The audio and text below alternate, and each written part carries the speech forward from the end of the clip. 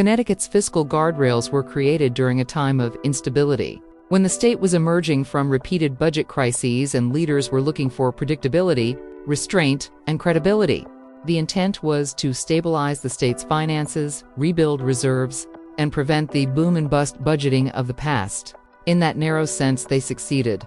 But over time, those same guardrails have become something else entirely. What began as a tool for stabilization has hardened into a system that locks away revenue, even as our public schools struggle to meet basic needs. Connecticut does not lack money. We lack the willingness to align our fiscal rules with our constitutional obligation to fund education adequately and equitably. The guardrails are a collection of budget controls, a spending cap that limits how fast the state budget can grow, a volatility cap that diverts certain revenues away from the budget, and a revenue cap that restricts how much of projected income can be appropriated. Together, these rules automatically steer billions of dollars away from public services, even in years of strong economic growth. What makes Connecticut different from many other states is not that we have fiscal controls, but how rigidly we treat them. In most states, budget limits are tools that adjust to changing conditions. In Connecticut, they are treated as immovable barriers, even when the needs of students are growing faster than inflation and personal income.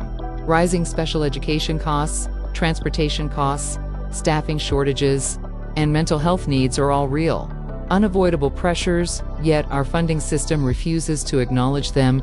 The most important thing to understand is this: the guardrails are not unbreakable. Connecticut law already provides a clear and legal path to override them. The governor can declare a fiscal emergency or extraordinary circumstance, and the legislature can exceed the spending cap with a 3/5 vote in both chambers. This is not theoretical. Connecticut has done it before. The state has overridden the cap multiple times, including recently when leaders determined that failing to act would cause unacceptable harm. So when we say we can't fund education adequately because of the guardrails, that isn't a legal truth. It's a political choice. We have declared emergencies for bond markets, for Medicaid shortfalls, and for fiscal stability, but we have not declared an emergency for children sitting in overcrowded classrooms, for districts forced to cut programs, or for municipalities pushed to raise property taxes to cover costs the state refuses to bear. The guardrails protect balance sheets and credit ratings. They protect savings accounts and debt repayment schedules. What they do not protect are students, families, or communities. When applied without flexibility, they shift the burden of education funding onto local taxpayers and deepen inequities between wealthy districts and those with the greatest needs. This failure is most visible in our education cost-sharing formula. The formula is supposed to be the mechanism by which the state fulfills its responsibility to provide equal educational opportunity. But the foundation amount, the basic per-student funding level, is outdated and inadequate. It does not reflect the real cost of educating a child in Connecticut today. To fix this, we need to raise the foundation amount to at least $17,000 per student. That figure reflects the actual costs districts face and the level of investment required to provide a meaningful, adequate education. But we cannot fix the formula or raise the foundation amount if the guardrails continue to siphon off revenue before it ever reaches classrooms. The irony is that the very revenues being locked away are the revenues we need to repair the system. The money exists. The state is running large surpluses.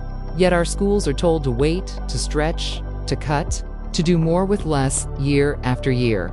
Fiscal discipline should never become an excuse for educational neglect.